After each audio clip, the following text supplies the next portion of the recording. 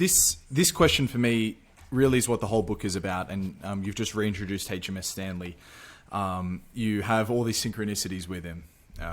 Same trip, same dirty journalist from the same dirty rag, and the point was to almost juxtapose your experience from his, or maybe not the point, but at least a big revelation that came out of the trip was juxtaposing the difficulty of the trip and so forth.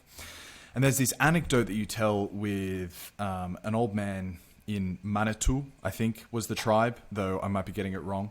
And it was this just such amazing insight that this guy gave, or that you noticed in this man, which was that he had experienced as a 70, 80-year-old man more modernity than his grandchildren did.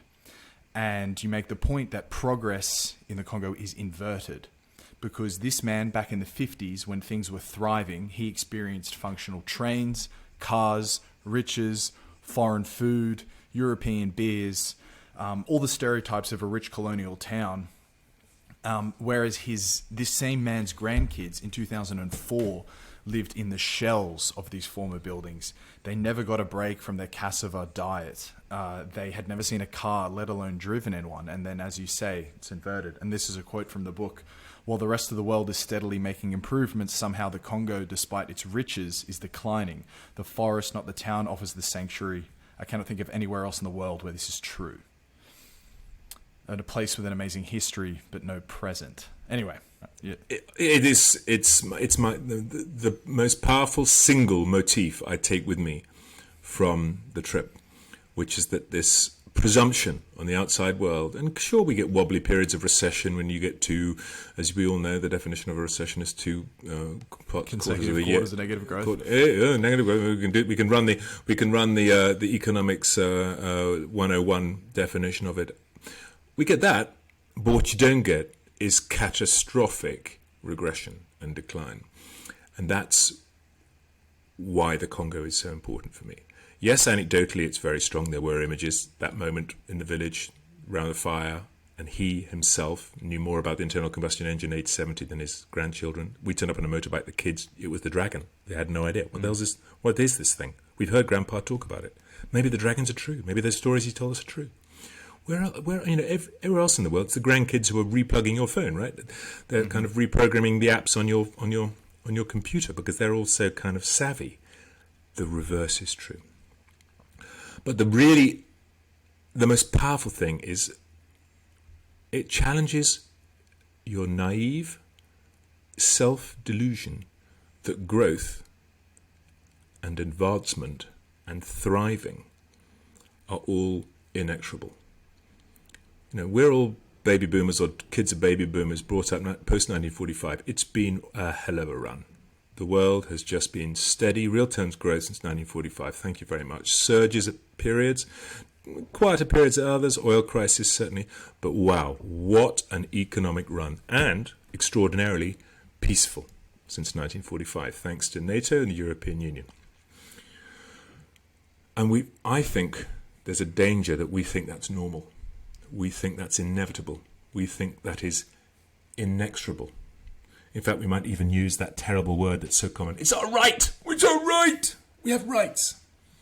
Rights and inexorability and inevitability mean the square root of fuck all in the Congo. Nothing. Because it's pared back.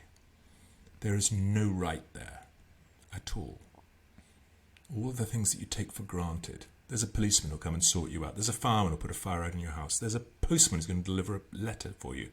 There's a road that the postman can drive down. That there are lights on the road that the postman... It's all gone. And that is why the Congo, I think, is so important. Because it reminds us to challenge that thinking. And yes, I'm serious. 6th of January 2021, in the Capitol in Washington. That was a moment, a wobbly moment, that reminded me, ooh, that's a little bit Congolese, isn't it? Isn't that a little moment? And then when I see Boris Johnson's government of the UK trying to change the rules to protect one corrupt MP, he will change the entire disciplinary process to protect one crony. And I just think, ooh, isn't that a little bit Congolese? And when I hear about national groups being persecuted for no reason, Belarusians taking Syrians and dumping them on the border in Poland as a deliberate political act to destabilize Poland, QED, the European Union, I just think, ooh, haven't we been there before with ethnic Rwandans, the Banyamulenge in eastern Congo? Gets a bit complicated and it's a bit opaque, but if you dare to pull back that rainforest canopy, I wonder if in the Congo we're not looking at something very, very important, potentially the ghost of Christmas to come. And that's why I think it's so important, and that's why I think it was worth doing. You have to be wide-eyed about it, and people could challenge me and say, oh, you're not comparing apples with apples, you're completely fabricating it. But I do wonder, because I think humans are the same. And that sense of everything will grow forever, I wonder if after banking crises of 2008, after COVID, after now we're looking at stagflation, you're looking at growth but wages going backwards, real-term wages declining. Ooh, aren't these the wobbles that lead to the power grab of the few, which is the Congolese history, a power grab, a dictatorship, a rule? The reason the country is so broken, the one I described, is not because it's inevitable, it's because the government at the centre stole everything. Just said, it's more important to line our pockets than it is to maintain those post offices and those roads and those power lines. And therefore, this is why I think it's very important. And as I said in the book several times, a country where the hands of the clock go backwards, not forwards. And I just wonder if that might not apply to other parts of the world very soon, or sooner than we might be comfortable with. It made me think, obviously you're speaking about this notion of there being a thin veneer of society, or society is the thin veneer, one of those. And the Bubbles quote in The Wire, there's a thin line between heaven and here. I thought about when you were in... Bubbles in The Wire. Oh my God, we're jumping... Excellent. The Wire. Let's talk about The Wire for 6 hours. We love The Wire. Baltimore, West Baltimore, East Baltimore. Oh my God. Omar's in the hood. As he's stepping out of the car from, the nice day with the cops, and he walks into his homeless place to sleep for the night. His drug pit.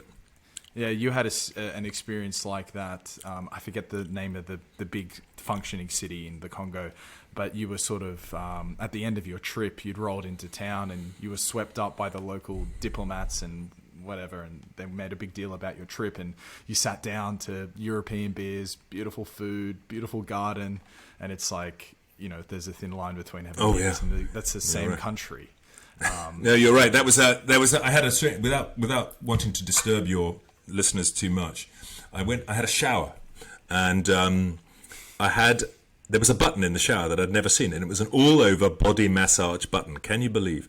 I had to go to Kinshasa, the capital city of the Congo, to have my first and only ever shower with an all-over... So I was in a house owned by a squillionaire guy who made money from mining, inevitably, and a little bit of mining, a little bit of diamonds, a little bit of arms smuggling. And the money that he had meant that he could bring in the finest wines and the finest food and the finest trappings. So he had basically a Milan really cool apartment on the river in a house built on the overlooking Congo. Beautiful. And so I pressed this button and the water, where the hell does that water come from? I wasn't expecting that. And it kind of goes up and down. And it was an extraordinary moment. I mean, there was Mr. Magoo, the simpleton. Oh, I didn't know they'd invented these things. But your image of a thin veneer, let me tell you, that was an estate of houses on the river, the banks of the river, landscaped, cleared, attractive. And outside there was this perimeter wall of high breeze blocks with broken glass set in cement at the top, and a cast iron rusted gate that was manned by armed guards. And you used to have to drive up to that gate, and they would swing it open, and you went out into the chaos of Kinshasa, and then went back, and then the cast iron door would swing back, and then you'd be in the noise. Anyway, so that's your thin veneer. The thin veneer there was a rusted cast iron gate. I can picture it now. And from one side it was 21st century luxury, and the other side was medieval madness. It was a very, very striking juxtaposition. Could you speak about how, without laboring on the history of the Congo and the role that the Belgians did in there, because there's so many places people can learn about that. But you making commentary on how people would travel back when there was this infrastructure in the country versus how you had it now, comparing the two modes of life, I think is the most tangible way to understand just how backwards the country had gone. Okay, so as I said at the beginning of this chat, you don't go and look for a ticket to the Congo now. There isn't a part of your Sunday supplement where you can turn and say, Congo, it's there. There's Morocco, there's Chile, there's Andes, but there ain't no Congo. The really weird thing is that I found a book from the 1950s, which was a travel guide, effectively, let's call it the Lonely Planet of the 1950s, for the Congo. Wow. And it was enormous. It was huge, because it's a big piece of real estate. And I couldn't believe the detail in this book. It was absolutely fabulous. It was a guide for people to travel through the place where I was travelling through. And it told them, it is possible to drive from one side of the country to the other in 16 hours. You can average a speed of 84 kilometres an hour. I said, excuse me? How on earth would you be able to get 84 kilometres an hour? We grade the roads. We have a system of cantonniers. A cantonnier is a local person employed to maintain a road for a 5 kilometre stretch, and he's paid a sum of 5 francs per month, whatever. And if you think about it for a second, what a brilliant idea. Cantonnier. Everywhere there's a local pair of eyes looking at a road. So leaves are swept. If a crack starts, you fill it in quickly before the river, rainwater opens it into a chasm. Or if there's a blockage in a culvert, you can clear it. All that. So we have a system, and we employ 34,000 cantonniers, and we have 109,000 kilometres of road. They had 109,000 kilometres of paved road. It was a wonderful statistic from that book. But more importantly, it would literally say, if you want to go the route from Kinshasa to Bukavu, you must set out, and 162 kilometres after you've been in the easterly direction, you will see on your left. And it literally said that, and I couldn't believe it. There were gîtes, that old French concept of a guest house. Gîte, G-I-T-E-S. There were gîtes every 400 clicks. So you could always have somewhere to rest your head. Just a basic house with a room, mosinette, clean bed linen, place to wash, and someone to prepare a meal. Couldn't pre-book, but you just pitched up. Travellers hostels. And my God, it said there were these gîtes. And I remember at one point on my trip coming to a building and working out what I was looking at. And I was looking, as you said earlier so eloquently, at a shell of a building. But it was actually an old gîte. And I remember seeing written in the cement, scoured in the cement. There was a bridge nearby, and the bridge had fallen down, but the cement underneath the building element of the bridge, that kind of cement, was still. And someone written in their fingers, sort of, Emile, 1956. So in 1956, an engineer called Emile had put in that bridge, and left with this little finger mark, or his trowel mark, a little scour mark, and of course gone to hell in a handbasket. So, for me, that was as much. Forget the politics. It was a functioning place you could drive a Volkswagen Beetle across. You could get food, you could take a holiday, you could take photographs of this waterfall, you could go to this church, you could go to this festival, you could attend this seasonal food was available at this time of year. It said here, your hunting license for this, blah, blah, blah, blah, blah, blah, blah. And I just thought, how wonderful. I was like looking at a book that belonged to sci-fi. And this was the book I was reading compared to the reality is exactly of the Congo is pretty much the same gap between reading Isaac Asimov in your bedroom and then looking out the window in Sweden. That's the difference. Only one is going forward in time, one is going back in time.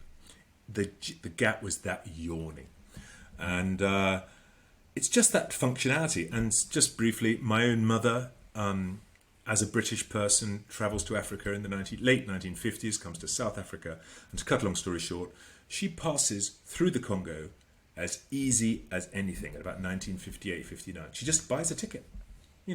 Ticket. This train connects from northern Rhodesia, what is now Zimbabwe, into the Congo, and then you take a train to this place, and you get off, and then you join another train, and then in the middle of the night you get off the train, you walk down a riverbank, you get into a ferry, and the ferry takes you up here, and then that connects with another, and then that connects to a ferry across a lake.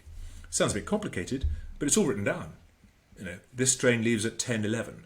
The ferry arrives at 2 minutes past 3. It all worked, and it was that sense of once working, juxtaposed with what I was seeing, which was relics of buildings, rusting hulks of ships on the upper river. They looked like beached whales, like the rib cages of a decomposing whale. You're looking at a huge metal superstructure, like a Mississippi powerboat. Mississippi paddle boat. In your imagination, Mark Twain, there they were, but just abandoned. And that's what made it so visually, in terms of human influence, so visually striking, the sense of decay. And you opened up the chat saying how even today, barely anything's changed. So in the last 20 years, it's either remained a constant or even maybe more of a decline. So what are we, 70 years out now? And yeah, the truth is, as I say rather glibly, since I did this journey, a lot has happened in the Congo, but not much has changed. There have been 2 election cycles, which makes it interesting. It was never democratic before I was there. It always had a dictator in power. Since then, which was funny for a country called the Democratic Republic of the Congo, because it had dictators who handed power to their sons, so it wasn't very. But you've got to be skeptical of countries that have like People's Republic or Democratic DDR in the title. So it's had 2 election cycles, which is great. But what does that do? It simply gives a rubber stamp of international acceptability and approval to a dictator. Let me be honest, and let me be frank, and let me not have any illusions about this. We have a dictatorship that's maintained power because you run the media, you can send your agents to smash up opposition groups, you can diffuse all opposition by relying on lots of independent parties, blah, blah, blah, blah. Bottom line is, it's had a couple of election cycles. It's had a lot of Chinese interest in the last 15, 20 years, which it didn't have before. Chinese promised to build a lot of the roads I said weren't there. Chinese promised to build bridges I said were not there. They promised. Let me tell you how much they delivered. The sad truth is, there are some areas where there might be a mining asset. The Chinese are heavily there. But did they build the school 30 k's away? Or the bridge 50 k's away? Or the promised infrastructure hub 120 k's away? No. They just built the perimeter of the mine, got the stuff out of the ground. They don't even process it there. They just ship it, get it on a boat. They actually drive it all the way to South Africa, can you believe, to Durban, which is a big port. And all they're interested in is how the hell do we get this stuff to Shanghai? Yeah. And that is a slight difference. The war that was active when I was there has eased off, and yet other wars have flared up. So sadly, we have instability on the Ugandan border, which now has an Islamic flavour, an Islamist flavour. You have that very nasty influence pervading through Africa now, this sort of jihadist, as America silenced them in the Middle East, in Iraq and Syria, they've popped up like a whack-a-mole, bang, hit them there, they're up in the Maghreb, or in Al-Qaeda in West Africa, in the Sahel in Niger and Mali and Burkina Faso. They've also appeared in the Congo, sadly. The town where I started my journey, the beautiful little port town on the western side of Lake Tanganyika, a tiny little pretty place called Kalemi, very pretty in its own day, that has 700,000 people sleeping in the bush behind it now. They were destabilized by some fighting, and they haven't been able to get home. 700,000. That's insane. Let me just give you the figures. When London was bombed during the Blitz, 700,000 people didn't lose their homes. But in Eastern Congo, that was just another of the many rebellions, and 700 people left their homes. Those that survived made it to Kalemi, and they're sleeping under the trees in abject misery as a result. So there's a huge UN thing there. Lots has happened, not much has changed. And the bottom line is, I'm always intrigued. Occasionally, people who pass through the Congo, because I wrote a book that had a big degree of publicity, they get in touch, and I'm always fascinated. I've kept in touch with my guides and asked them about their changes of life. What's happened. Benoit, who was the guy at the beginning of the journey, he's still around. I get better connectivity with him now because he's got a cell phone tower in his town instead of him having to go to a UN base. Ogi Saidi, the guy up in Kisangani, is a river guy. I've been able to get a message to him, so I get a feel. But my sense is it's still the same extraordinarily challenging environment of having to survive rather than to thrive.